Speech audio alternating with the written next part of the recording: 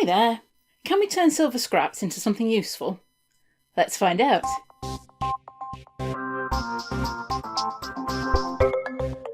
I've been collecting silver offcuts since I started, without really knowing what I could do with it, if I could do anything. But now I've got a rolling mill, in theory I should be able to turn it into usable sheet. So I've got my scraps here. I'll sort out the bits I want to use in a moment. And I don't have an ingot mould, so I'm just going to be using my soldering block. I've got the borax cone, a torch, and I don't think my little torch will provide enough heat, so I'll use its bigger brother, which attaches to a can of butane. And I also need something to flatten the silver with. I'm just going to use this old chisel. You could use the end of your tweezers if they're wide enough. So I'll just pick out the scraps I want. And we want a decent sized pile. We can fold up any sheet offcuts. And we want to make sure they're all touching. Then I'm going to make sure I've got everything to hand. And I'll leave the chisel quite near the pile so that can heat up a little bit with the flame. Then we'll get the torch on.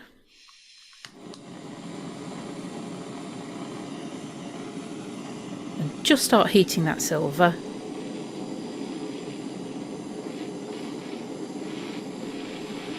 And touch a little bit of borax on it to help it melt together.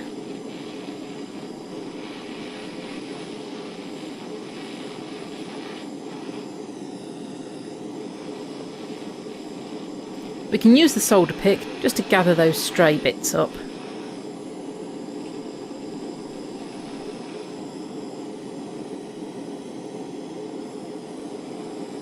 And just make sure that chisel's heating up at the same time, so it's not just sitting straight cold onto the silver. Once the silver's glistening, it's molten, so we can use the chisel to flatten it.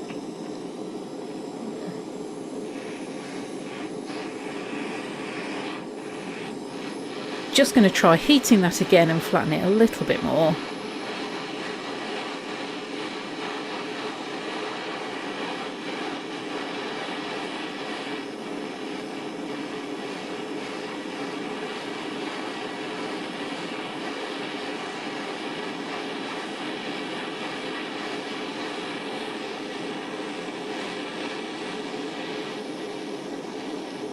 I think that's as much as I can do.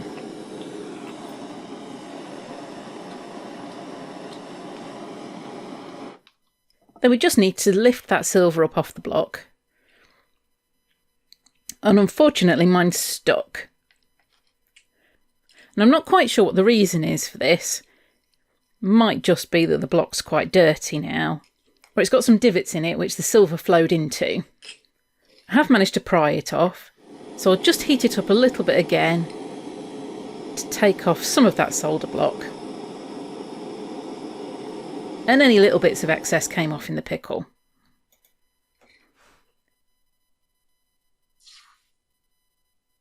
So that didn't entirely go to plan. And as you can see, it is a bit bumpy on that side of the silver, so it definitely melted into one of the crevices in the soldering block.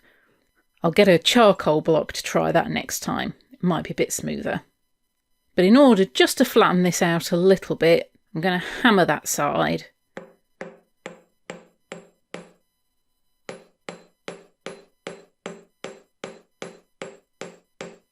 Just so that it's fairly smooth before I start rolling it.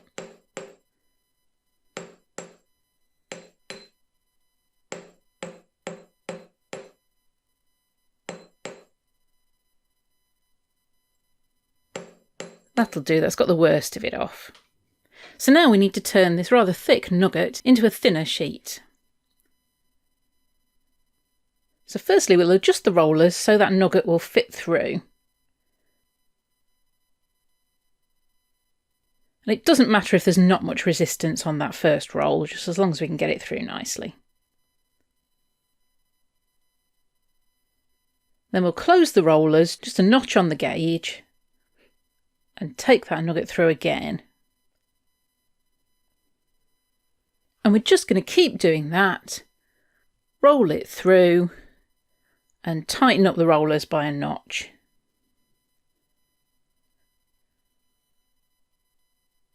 And I'm told you should keep the silver going through in the same direction, although you can turn it over, which just helps stop it curl too much.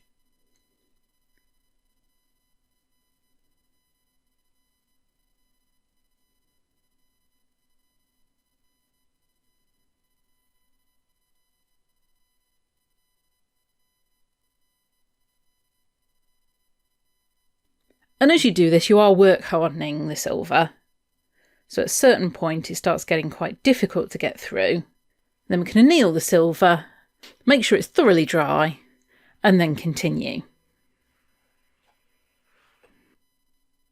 And if you're interested in getting your own rolling mill, why not check out the affiliate link in the description below to this Agile 130 combination rolling mill from Durston.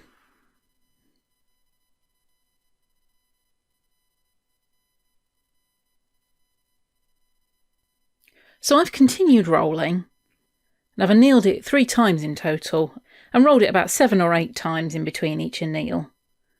And that's given me a sheet of silver that's the same thickness as the sheet I've bought. I'm not quite sure what that thickness is. It's about 0.6 or 0.7 of a millimetre, I think. And this is annealed again for the next stage, so let's just shine it up a little bit.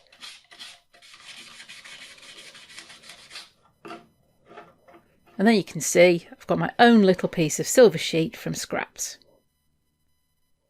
So let's use it to make something. Now that we have our sheet, we may as well put some texture on it, and I'm just going to use this laser cut front from a card. You could use cupcake wrappers or any other laser cut card. It doesn't have to be very thick. And we'll just take that through the rolling machine on top of the sheet at the same setting as it last went through.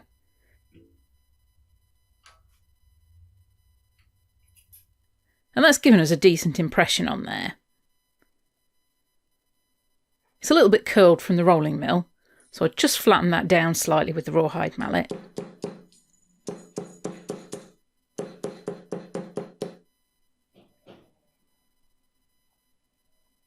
And then we can use a shape punch to cut out some little heart shapes.